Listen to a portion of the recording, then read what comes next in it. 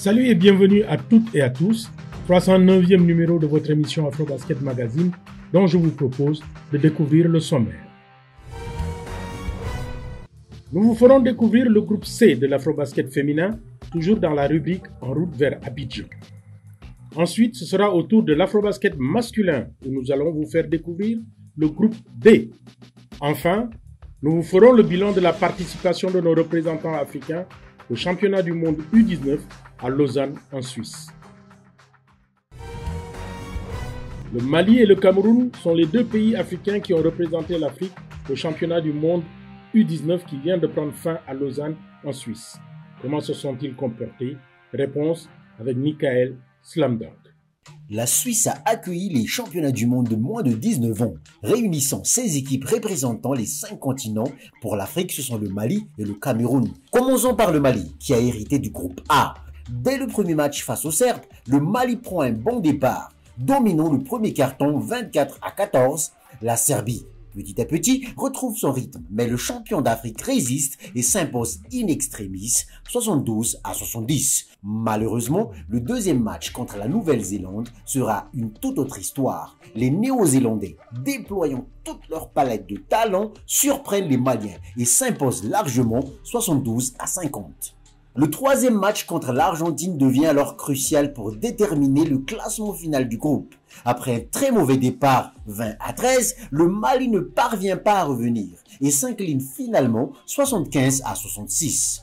Le Mali termine à la troisième place du groupe et affronte le Canada en huitième de finale. Deuxième du groupe B, juste derrière l'Allemagne, les Canadiens dominent les Maliens sans pitié, s'imposant 100-75, éliminant ainsi le Mali de la compétition. Les Maliens se concentrent alors sur les matchs de classement pour finir sur une note positive. Et la campagne commence bien avec une victoire facile, 91-50 contre la Jordanie. L'étape suivante est bien plus difficile. Le Mali rencontre la France. Le match est très serré, mais les Maliens s'inclinent sur le fil, 76-71. Pour le dernier match, l'objectif est de décrocher la 11e place face à l'Argentine. Les Maliens, très déterminés, surprennent les Argentins et s'imposent 89-79.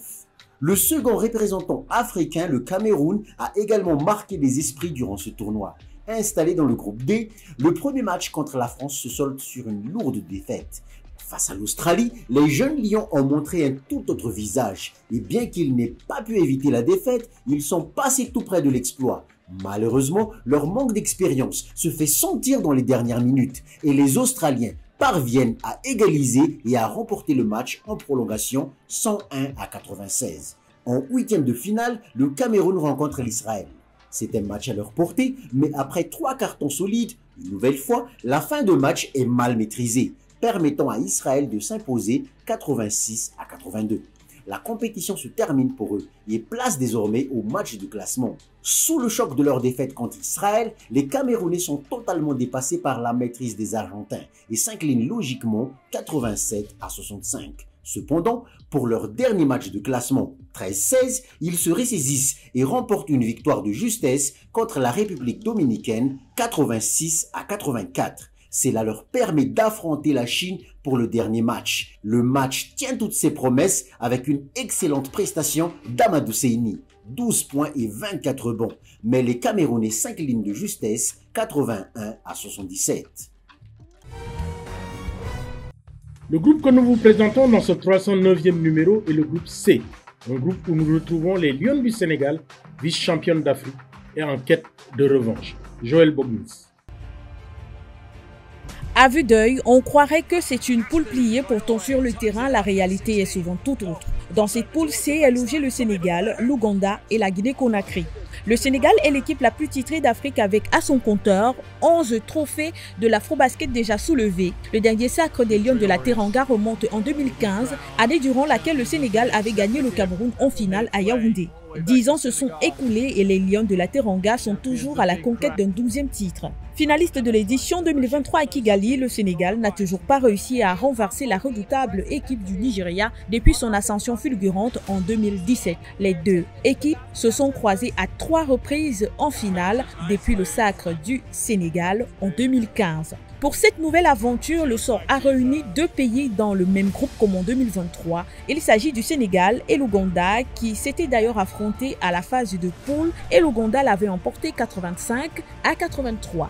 Les Gazelles d'Ouganda ont brillamment décroché leur deuxième qualification consécutive à l'Afrobasket féminin, un exploit pour ce pays d'Afrique de l'Est qui a fini 7e en 2023, le meilleur classement jamais enregistré par le pays à l'Afrobasket. Depuis le départ de l'ancienne capitaine Flavia Okecho, les Gazelles n'ont pas perdu la main. Jen Asinde, sa remplaçante, a d'ailleurs été nommée meilleure joueuse et meilleure ailière forte durant les éliminatoires de l'Afrobasket dans la zone 5. Elle avait inscrit en moyenne 18 points, dont 19 en finale, 10 rebonds et 4 passes.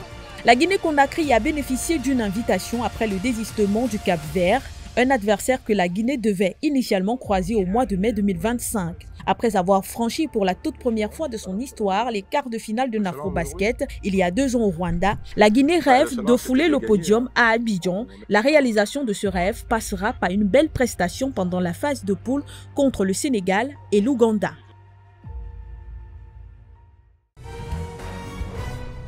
Lors de cet Afrobasket dames à Abidjan, nous allons suivre avec beaucoup d'attention la joueuse camerounaise Monique Makani qui nous vient tout droit de la WNBA, Marianne Feza. Je vous emmène à la découverte de Monique Makani Akoa, l'étoile montante qui s'impose en WNBA. Actuellement 24 ans, Monique Makani est en train d'écrire une des plus belles pages de l'histoire du basketball africain féminin. Née le 4 février 2001, cette meneuse franco-camerounaise de 1m79 a démarré sa carrière professionnelle en 2018 du côté de l'ASvel Lyon avant de rejoindre plus récemment Charney Basketball où elle a littéralement explosé sur la saison. Elle a bouclé les championnats avec des moyennes impressionnantes, 15,3 points, 3,6 rebonds et 5,5 passes décisives par match. C'est au mois d'avril dernier que tout a basculé. Monique est contactée par le Phoenix Mercury pour un camp d'entraînement en WNBA. Beaucoup pensaient qu'elle y allait pour apprendre, mais elle y est allée pour s'imposer. Monique Makani Akoa est retenue dans le roster officiel pour la saison WNBA. Mieux encore, il a intégré les 5 majeurs lors de quasiment chaque match depuis le début des saisons.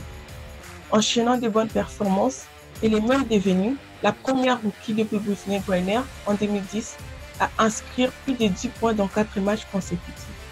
Monique n'est pas une joueuse flashy, mais une meneuse au sens fin du jeu, à l'engagement total et à la tête phrase dans le moment important.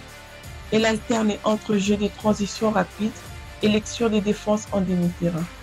En attaque, elle est capable de punir à mi-distance, créer un pick and roll et tirer à 3 points avec un relâchement quasi mécanique. En défense, elle est active sur les lignes, capable de presser haut, de contenir les pénétrations et d'organiser la rotation défensive. Une question est désormais sur toutes les lèvres. Jouera-t-elle l'Afro-Basketball 2025 avec le Cameroun? Restons toujours dans l'Afrobasket féminin avec cette fois-ci une dame qui a marqué cette compétition en ayant remporté le titre de championne d'Afrique en 2023 et ce, à la tête de la sélection des 10 Tigresses, Malik Daho. Rina Wakama continue son ascension. Sélectionneuse de l'équipe du Nigeria de basketball féminin et ayant permis aux 10 Tigresses de se qualifier au JO 2024, elle a poursuivi sa belle progression en devenant l'entraîneur adjointe des Chicago Sky en WNBA cette saison. À l'orée de l'Afrobasket qui se profile, Wakama, qui a déjà inscrit son nom en lettres d'or dans le panthéon du basket africain, pourrait continuer d'y avoir une trace indélébile. Première coach femme à remporter un Afrobasket en 2023, elle avait été élue à l'unanimité meilleure sélectionneuse du tournoi féminin des Jeux Olympiques de Paris, là où les 10 Tigresses avaient atteint pour la première fois pour une équipe féminine africaine le stade des quarts de finale. It was everything. It was life-changing. And it taught me a lot about myself and just about, like I said, having faith. And just believing. Once you believe, like anything can happen. If you get your team to believe, anything can happen. L'ancienne joueuse de l'université de Western Carolina ne cesse de briller en tant que technicienne. Elle est devenue une valeur sûre au niveau international et ses performances en tant que coach, mais aussi en tant que personne, séduisent partout où elle passe. Bien que vivant aux USA, coach Rina est viscéralement liée au Nigeria, le pays de ses parents. Reconduite à la tête des 10 Tigresses du Nigeria, elle aura, pour le prochain Afro-Basket féminin en Côte d'Ivoire, un objectif clair: permettre au Nigeria de conserver sa couronne de reine du basket féminin en Afrique. Les Nigérianes visent en effet un 5e titre d'affilée après 2017, 2019, 2021 et 2023. Si le résultat escompté arrive au soir du 3 août, soir de la finale, ce serait un des records historiques de la balle au panier sur le continent. Ce qui ferait de Rina Wakama la seule coach féminine à réussir le back-to-back, c'est-à-dire remporter 2 Afro-Basket, ce qui est déjà glorieux, mais le faire 2 fois d'affilée serait totalement inutile.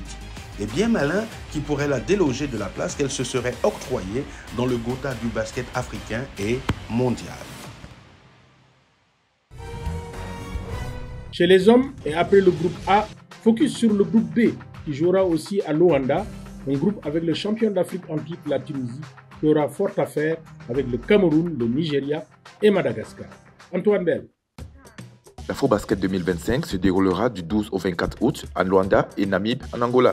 Après tirage, voici la configuration des groupes lors de cette fête du basketball africain. Le groupe B est constitué de la Tunisie, du Nigeria, du Cameroun et de Madagascar. Double tenant du titre en 2017 et 2021, la Tunisie reste une référence du basketball africain. Avec une équipe expérimentée, elle vise un triplé historique. La sélection tunisienne pour l'Afro-Basket 2025 s'appuie sur un noyau de joueurs expérimentés et talentueux, combinant leadership, expérience internationale et performance solide lors des qualifications.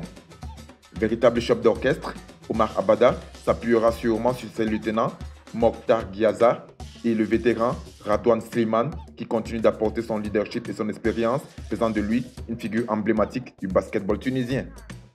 De retour après une longue période d'absence, les Ankwaï de Madagascar abordent cet Afro-Basket 2025 avec l'envie de surprendre et de gagner en expérience face à des adversaires de haut niveau.